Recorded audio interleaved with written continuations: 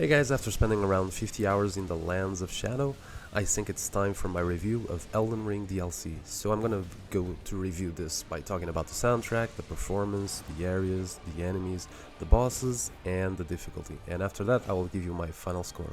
So the first thing I decided to talk about is the soundtrack, because I think, music is subjective. Something I like you might hate, and something you like I might hate. And the type of songs that I do love, it's epic music. I like my Ludwig second phase, I like my Gale second phase. That's the type of songs I like to listen. Really epic stuff. So when I was fighting the first boss of the DLC and I listened to this,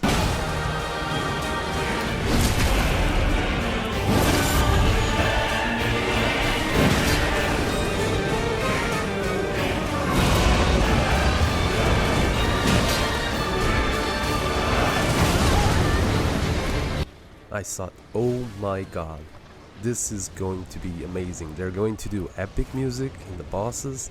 That's what I like, that's what I want, it's going to be incredible.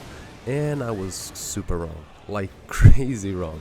This is probably the only music I've listened, and I did listen to every song on YouTube, that feels like, it feels epic with the choirs and everything. The rest of the songs, how can I explain this? Let's talk about Regal Ancestor Spirit from the main game. That boss has a really pretty music, but it's like a music that adjusts what is happening on the screen. It's to create that atmosphere, and I feel that most music in the DLC are like that. They're made to create an atmosphere of what is happening on the screen. And I can give the example of Rolana. It's the fight, feels like a dance, so the music also feels like a dance. It's almost like you're listening to the tango or something. And another example would be Meteor, which is a very alien looking boss, and also the arena, so the music sounds very alien. It is actually, it's reminding me of the movie Prometheus. I don't know if you've ever seen that movie, but it's about aliens, and while I was fighting the boss, it remembered me of that. So even though I can admit the soundtrack is good, it's actually really good. It's just, not my thing, not what I wanted. So these are not songs I'm gonna put on the radio and of my car and listen while I drive. These are not songs I'm gonna go to YouTube and listen to every day like I did with the previous games. In fact, I would even say that the main game has much better music than the one you find in the DLC. I think Malenia's second phase is better than any of the songs we find in the DLC. I would say Mog's first phase is better, Godskin Duo is better, Radagon is better. But yeah, it totally depends on what you like. And like I said, I like epic music, and sadly I did not find practically, many soundtracks that are epic. If I would choose a favorite music from the DLC, I would have to go with the final boss, second phase. It's a music that we already listened to in the trailer, but I think it's the best one. And yeah, it's pretty much a 10 out of 10, this song. But again, I don't think the DLC soundtrack is for my specific type of music that I love, and I can understand someone giving it a 10 out of 10, but to me I can only give it a 9 out of 10. Still very good, I'm happy. When it comes to performance, I play this on the PlayStation 5, and I think I'm gonna let the clips pretty much talk for me. And as you can see, in many situations in the game, it completely froze, like it was almost unplayable. I had this happening with this enemy, and I also had it happen with these 4 NPC fights. And actually with these 4 NPCs, it happened many times. It was kind of annoying, because every single time it would happen, I would have to leave the game and return in, but that did not work, so I had to turn off my PlayStation completely and would go back to fighting the bosses. And then the frames drops would stop. And this also happened with Mesmer. In fact, the game completely froze, and I had to completely turn off the battery of my PlayStation 5 because the on-off button would not work. So yeah, it was crazy. But in a game where I played for like 50 hours, that was pretty much all I can complain about the game. It runs really well. Outside of that, I had no problem. So I guess I'll give it an 8 out of 10. It's not perfect, it needs some work, but it's not crazy bad, it's not unplayable or anything like that. When it comes to areas, this is by far the subject I have the most to talk about because there is so many things to love in here, and there are a few things that I did not like so much, and I'm going to talk about it. The art direction of the people that work for From Software is out of this world. Like seriously, the imagination of these people is insane. Like there's so many incredible, beautiful areas in this DLC.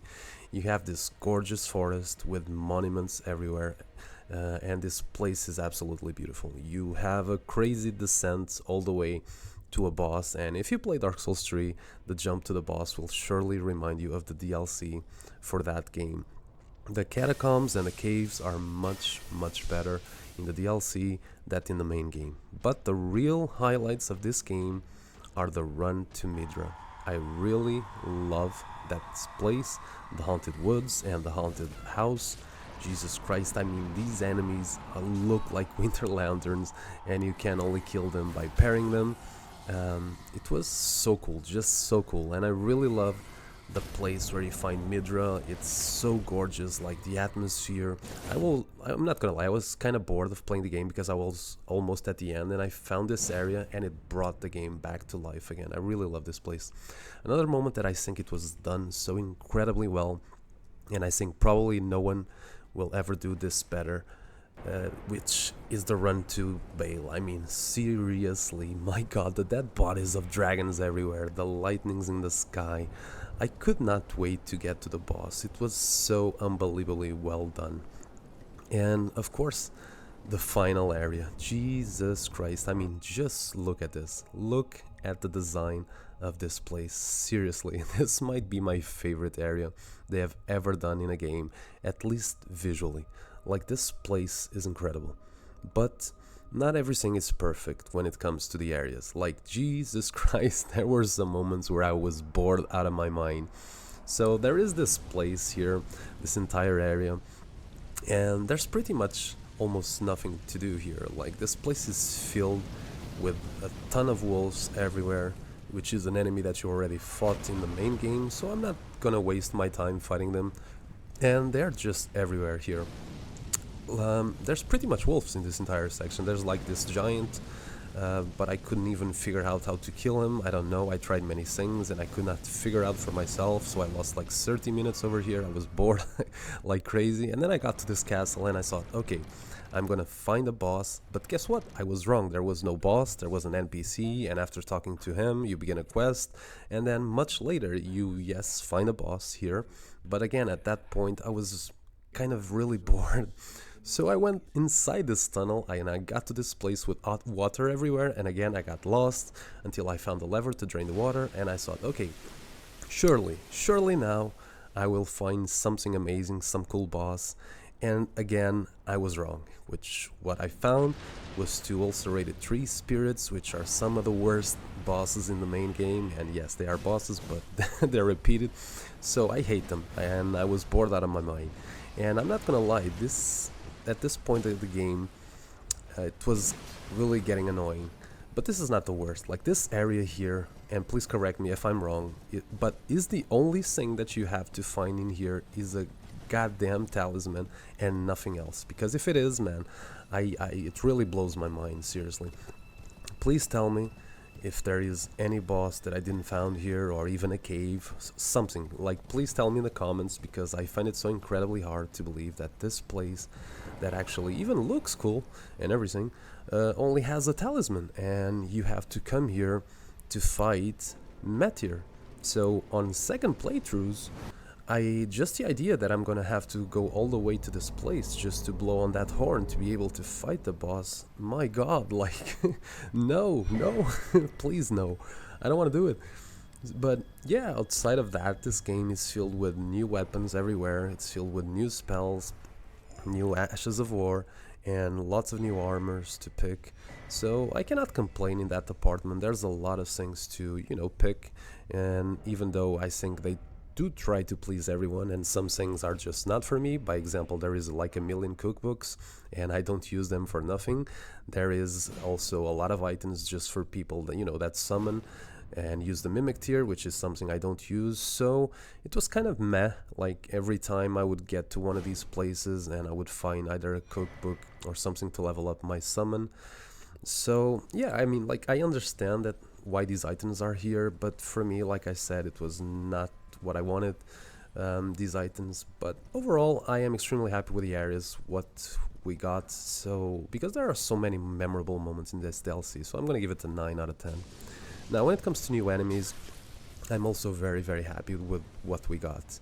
The DLC is filled with enemies that were already in the main game, but I mean, it was kind of expected. We all knew that they were going to do an incredibly big DLC. It took them 2 years to do this, and if anyone thought like that they would put just simply new enemies everywhere and new bosses in the DLC, no, that would not happen.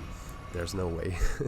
So when it comes to new enemies, and that's what I'm going to focus on, I am extremely happy that we have some awesome looking scorpions, we have some really cool black knights, we have these guys that just do crazy combos, they never stop attacking you. We have birds that are way less annoying than the eagles from the main game. So yeah, I mean, there's so many new enemies and I'm very happy with what they gave us. There is pretty much just one enemy that I think is kind of unfair, which is this guy here. He really does not belong in this game. He looks very cool. I like his design, but I really cannot stand this enemy. Like every time I see him, I just grab the horse and I simply get out. This is like the Royal Revenant from the DLC. He is unbelievably annoying. So yeah, when it comes to enemies again, I'm gonna go with a 9 out of 10. I'm very happy with what they gave us. And if I'm going to review the enemies like that, and by that I mean, you know, not think about the fact that they replayed a lot of enemies, when it comes to bosses, I'm also going to focus on the new bosses. You know, they do replay a lot of bosses. There's a lot of dragons back from the main game. There are deathrite birds, ulcerated tree spirits. You know, many of the bosses from the main game are here. But again, I think it was kind of expected. So I'm going to focus only on the new bosses, and they delivered. They absolutely delivered on the boss department. There are so many cool bosses in this game. In fact, I would say one of them is actually one of the best bosses that they ever made. I'm not going to talk much about it. You know, the bosses, I love the ones I love and the ones I don't like, because I'm going to do a top 10 boss ranking next on my, you know, on my next video, and then you will find out what bosses I really love and the ones I do not like. But I'm very happy. They gave us some memorable bosses with some incredible cutscenes, and I think they really deserve to be praised here, because I'm going to give a 9.5 to the bosses. When it comes to difficulty, I'm also, you know, going to talk a little about it, because, you know, I've been following the news and a lot of people around the internet is saying extremely bad things about the game, because it's too hard, it's impossible to beat, it's not accessible to everyone. And to that I say that everyone that played previous From Software games knows that the DLC is going to be the hardest thing that they're gonna give us. So everyone of us, we were expecting that. But if the people that only play the Elden Ring, like, I kind of can see your point, because the difficulty just ramped up to infinity. But at the same time, there are so many ways that you go around the difficulty of this DLC. Seriously, you have to go get those Kadoof tree fragments. Like, seriously, you have to change your build if necessary. Focus on defense, use everything for that, you know, use your best armor, use your best talisman for defense, use the Flask of Wondrous Physics. Like, seriously, if you want to go through the DLC without having too much problem, you should focus on, you know, getting lots of health and lots of defense. And yeah, don't think too much about the damage that you're doing, because there are buffs to, you know, like Golden Vow or Give Me Strength. So again, you should focus on the defense, and you will see that the DLC is hard, yes, but it's not impossible. It's not too much, and it definitely does not deserve to be reviewed negatively by so many people.